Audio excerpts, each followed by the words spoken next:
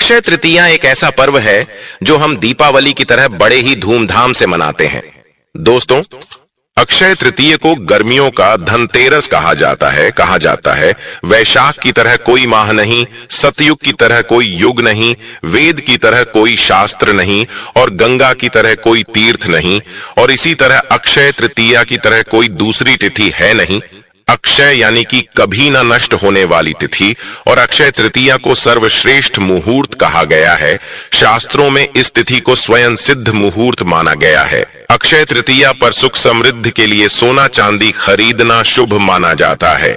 इस दिन सोना चांदी हीरा खरीदने से हम हमेशा के लिए अक्षय होते हैं, इसलिए इसे समृद्धि देने वाली तिथि भी कहा जाता है। तो दोस्तों, आज हम बात करेंगे अक्षय तृतीया कब है, 10 मई या 11 मई, और साथ ही जानेंगे अक्षय तृतीया का पर्व इतना महत्वपूर्ण क्यों है कि इसे गर्मियों की धनतेरस कहा जाता है।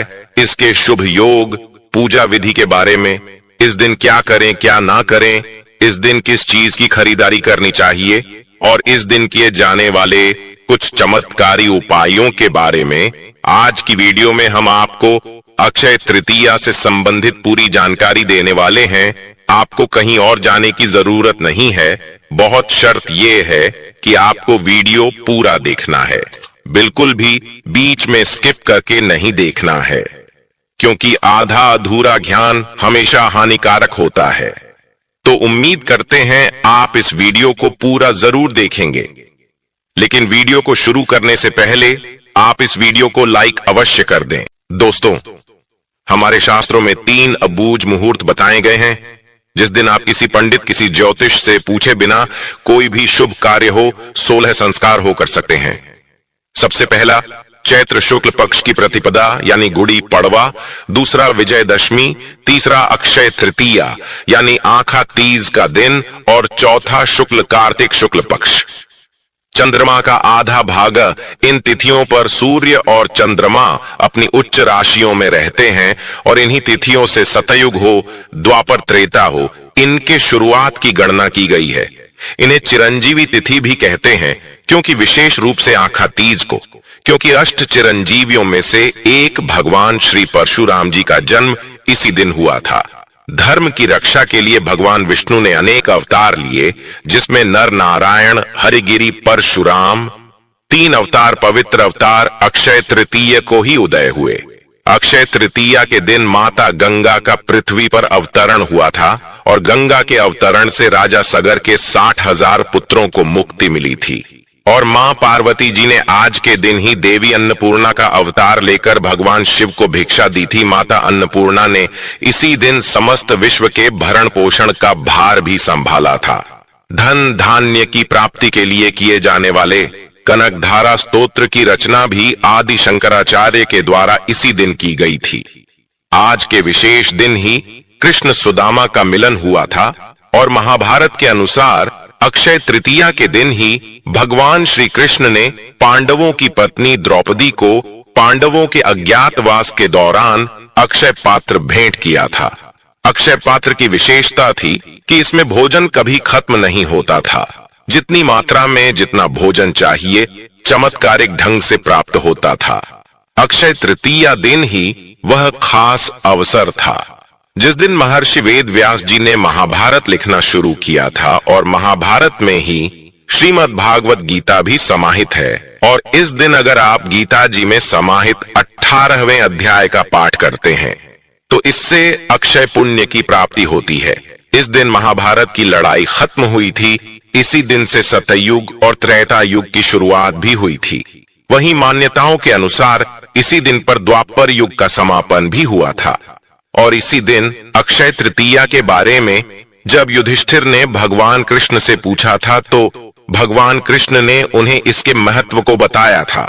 श्री कृष्ण जी ने युधिष्ठिर को बताया कि अक्षय तृतीया के दिन जो भी रचनात्मक और सांसारिक कार्य किया जाएगा, उसका शुभ परिणाम व्यक्ति को प्राप्त होगा। तो चलिए जानते हैं साल 2024 में अक्षय तृतीया की तिथि कब है। पंचांग के अनुसार अक्षय तृतीया तिथि का प्रारंभ होगा 10 मई सुबह 4:17 पर, और तृतीया तिथि की समाप्ति होगी 11 मई सुबह 2:50 पर। 10 मई शुक्रवार को अक्षय तृतीया का दुर्लभ शुभ महासंयोग प्राप्त हो रहा है, क्योंकि शुक्रवार का दिन मां लक्ष्मी का है और अक्षय तृतीया इस बार शुक्रवार को ही मनाई जाएगी। बात करें पूजा के शुभ मुहूर्त के बारे में तो सुबह 5:33 से शुभ मुहूर्त प्रारंभ होगा और दोपहर 12:18 तक आप पूजा कर सकते हैं और शुभ मुहूर्त में अक्षय तृतीया तिथि के दिन आप सोना खरीद सकते हैं। सोना खरीदने का शुभ मुहूर्त क्या होगा? देखिए, अक्षय तृतीया तिथि अपने आप में शुभ मुहूर्त है। आप पूरे दिन में सोना, चांदी, हीरे, आभूषण, रत्न, जमीन, गाड़ी या कोई भी खरीदारी आप दिन में आप कर सकते हैं, लेकिन राहु काल में खरीदारी नहीं करना चाहिए और राहु काल का समय रहेगा सुबह 10:45 से 12:23 तक।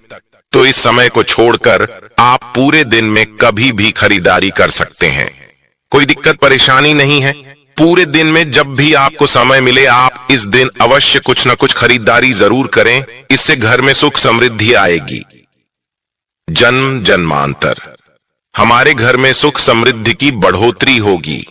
अक्षय अपने आप में सर्वश्रेष्ठ शुभ संयोग होता है। इस दिन मां लक्ष्मी और श्री हरि नारायण मतलब लक्ष्मी नारायण की पूजा आराधना की जाती है। इसके अलावा परशुराम जी की पूजा किया जाता है और इसके अलावा नर और नारायण की भी पूजा होती है। इस दिन हवन, स्नान, जप, दान, तर्पण करने के लिए शुभ माना जाता है। इस दिन सोना खरीदने से मां लक्ष्मी की कृपा बनी रहती है। इस दिन हिंदू धर्म में आस्था रखने वाले लोग शुभ कार्य प्रारंभ करते हैं। इसके साथ ही नई चीजों की खरीदारी का भी इस तिथि पर बड़ा महत्व है। ऐसा माना जाता है कि इस दिन खरीदारी और खासकर सोना खरीदने से घर में कभी भी धन धान्य की कमी नहीं होती। ये दिन आपके आध्यात्मिक उत्थान के लिए भी बहुत शुभ माना जाता है। अगर आप इस दिन प्रभु का ध्यान करते हैं तो आपको उनका आशीर्वाद प्राप्त होता है। इस दिन दान करने से भी आप जीवन में सुख समृद्धि प्राप्त कर सकते हैं। कोई भी नया काम हो, नया घर हो, नया कारोबार हो, इसको शुरू करने से उसमें बरकत मिलेगी, ख्याति मिलेगी।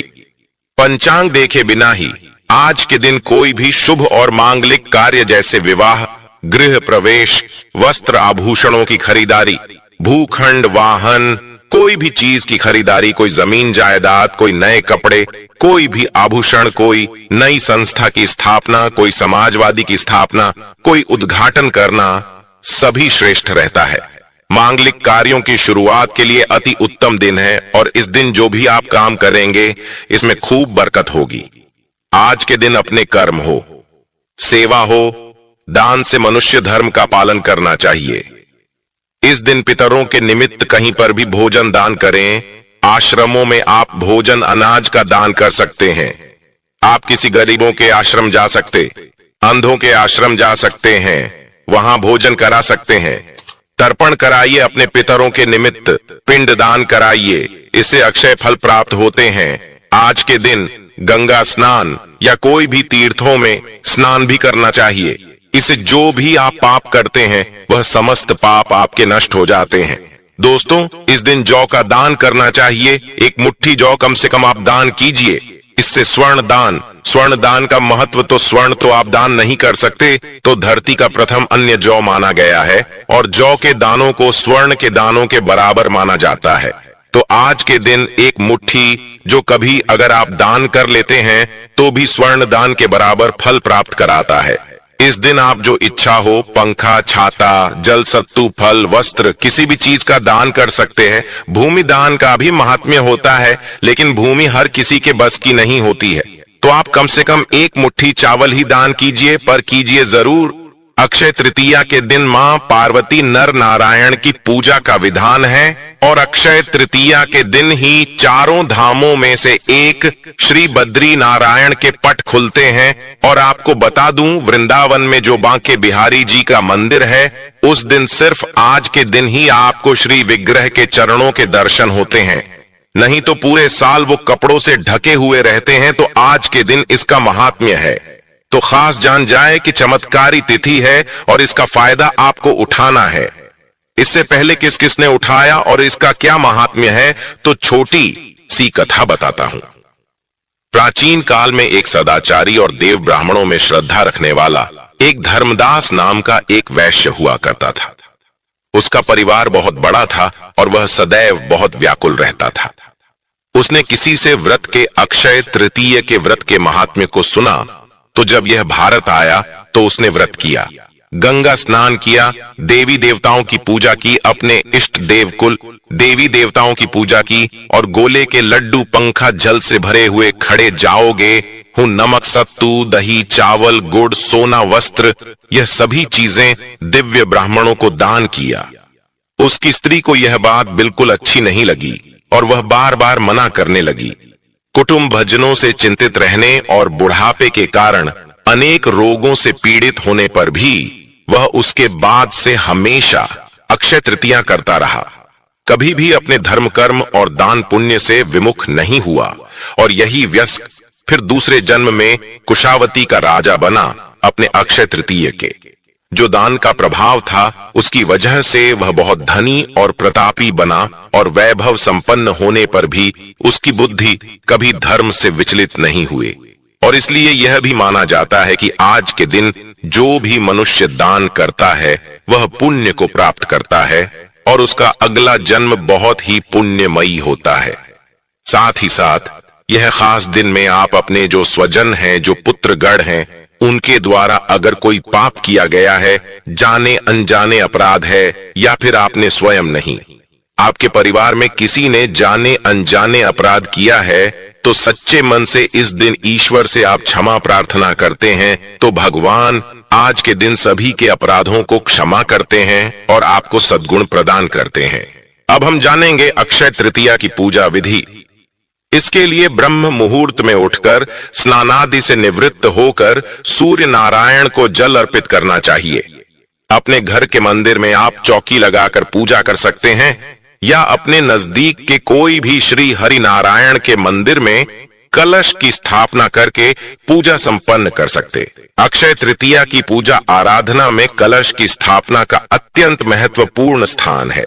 मतलब आप कलश स्थापना के बगैर अक्षय तृतीया की पूजा विधि को संपन्न नहीं कर सकते हैं। कलश की स्थापना करके विधि विधान से लक्ष्मी नारायण की पूजा करके धूप दीप अर्पित करके मां लक्ष्मी और श्री हरि विष्णु के मंत्रों का जाप अवश्य करना चाहिए। खीर का भोग अर्पित करें।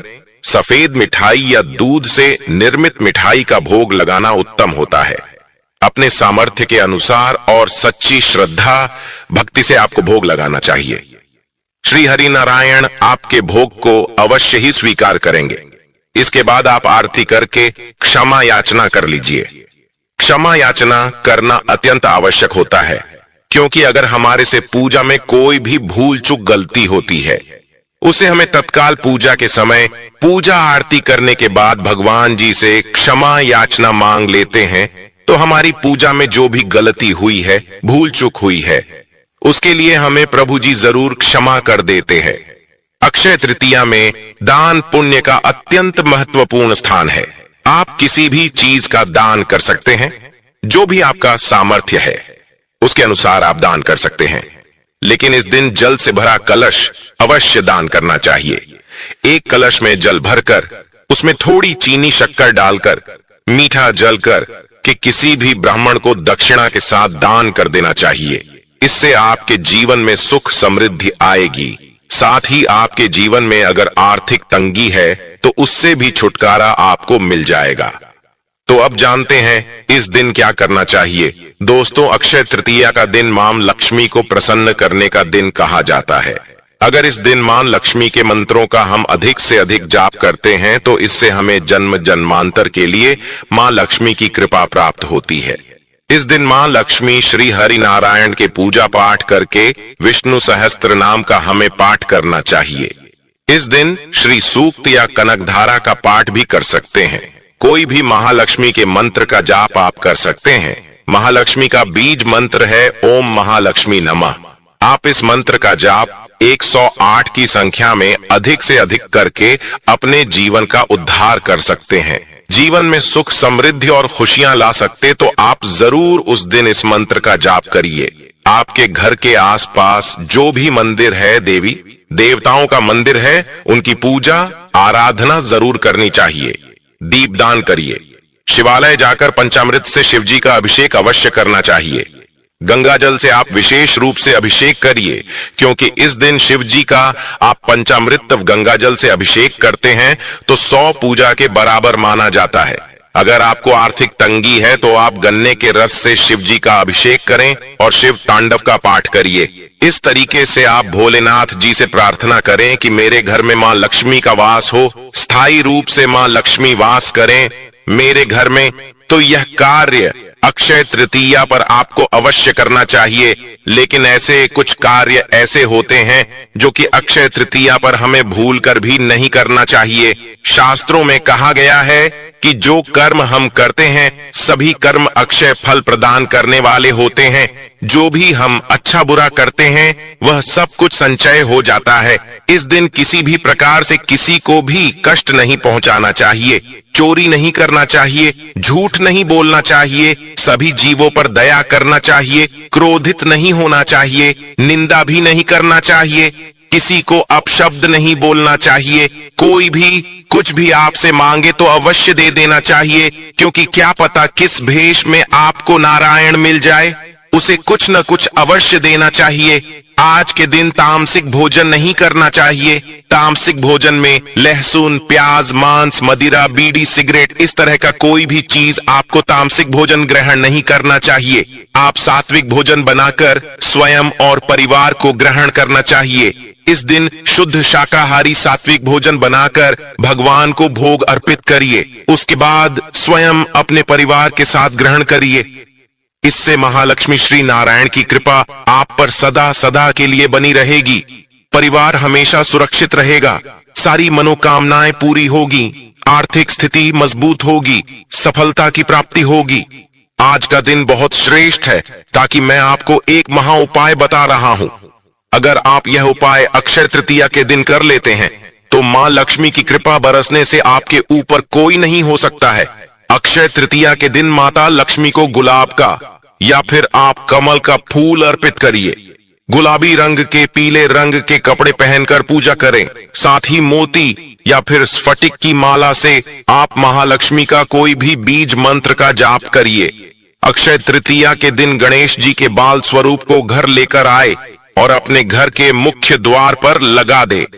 अगर आप ऐसा कर लेते हैं तो मां लक्ष्मी स्वयं आपके साथ गणेश जी के साथ विराजमान होके आपके घर में हमेशा हमेशा के लिए निवास करते हैं। उस दिन माता लक्ष्मी का श्री हरि विष्णु का प्रिय भोग चावल की खीर का भोग लगा दीजिए। साथ में आप केले अवश्य चढ़ाएं, क्योंकि पीला रंग अति प्रिय है। तो आप इस दोनों कार्य को अवश्य करें। तो उम्मीद करता हूं आपको यह जानकारी पसंद आई होगी।